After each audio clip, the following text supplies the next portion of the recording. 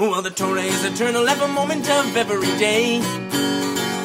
All you need is open up the Torah portion and see what it says.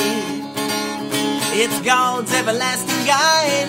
By its mitzvahs we abide, brightening our lives and showing us the proper way. So if you're living with the times, making sure your daily life's divine, yeah, you gotta watch Rabbi Benny's Torah videos today. Welcome to the Cabo Jewish Center's video blog, the Torah portion of Chukat. So how does one summarize the entire Torah in a nutshell? Like, what's the underlying theme to being a Jew and following God's ways? Does one need to practice deep meditation atop a high mountain? Perhaps survive a chulent overdose on a Shabbat afternoon? Maybe diligently study Yiddish proverbs? Tochter storben von Naches. What is the central idea that the Torah brings to humanity which didn't exist before Mount Sinai? Well, would you believe that in the beginning of this week's Torah portion we're given the answer? Right here. Right there. The bizarre laws regarding the red heifer, or the red cow, for all those who didn't grow up in yeshiva and never heard the word heifer before. In the Torah, to touch a dead corpse, one became ritually impure and was unable to enter into the tabernacle or the temple for sacrifices or any other services or gifts to God. Well, then how would they be allowed in again? How could they become purified in order to serve God properly? Okay, so you ready for this? To do this, they needed to get sprinkled by special water mixed with some plants and the ashes of a cow that was fully red, the red heifer. If just a single drop of the special water touched them on the required days of purification, then they became pure again, and they can finally be included in all the services as before. Gee, I wonder how that can be incorporated in my own life. You have a boo-boo on your finger? Yeah. Well, give me your finger. Oh, this is moldy! Delicious!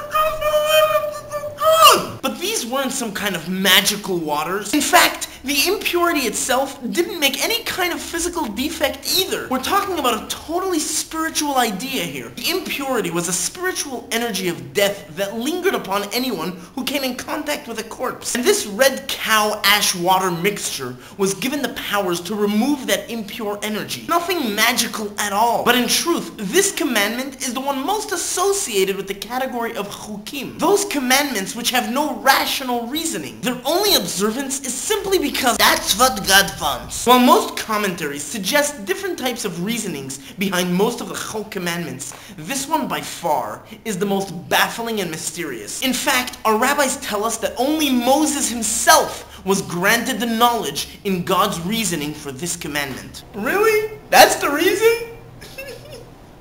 Oh, almighty. Interestingly though, in the opening words of the portion, we read, Zot Chukat HaTorah. This is the statute of the Torah. As if this particular mitzvah is the statute of the Torah, representing everything the Torah stands for. And the obvious question is, how does the command to sprinkle water on impure people become the prime example of the Torah's standards and purpose? Well, one of the weird details of this commandment is that whenever somebody participated in the procedure of purifying others, he himself became impure. Like when the guy sprinkled the ashes on impure people and he made them pure, he himself became impure in the process. And that, my friends, is the reason that this is such a shining example of what the Torah stands for. Imagine this scene. Some Jewish guys come in contact with negative forces and energies. They could have very well been hanging around places they never should have been. They've fallen spiritually and are now asking to be helped back up so that they can return to experience God in his home. And then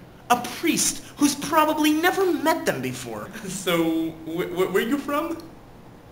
Oh, very nice. I had a cousin who was once there.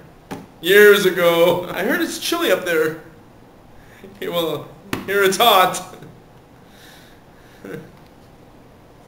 He agrees to become impure himself, just to help lift up some unknown fellow Jews. This is the purpose of the entire Torah. We all have our comfort zones in life. They may even be God-given gifts and rights, like the Kohanim, the priests, who were given the job to serve in God's holy home. But the Torah's entire purpose is to put aside our comforts, and yes, even to fall and suffer a little, just to help somebody else, maybe even a total stranger, to get back up and fulfill his or her purpose of existence. In this age stage of I,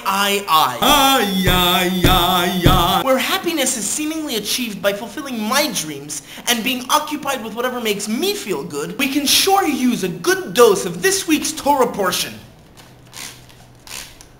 Okay, that wasn't funny. Oh. Put yourself to the side a little bit. Lower yourself from the elevated level in which you find yourself in order to help somebody you may not even know. I mean, it's so hot that sometimes I just cover my ears in lemon juice. Should we start now? Yeah, okay. Shabbat Shalom, and have an amazing week.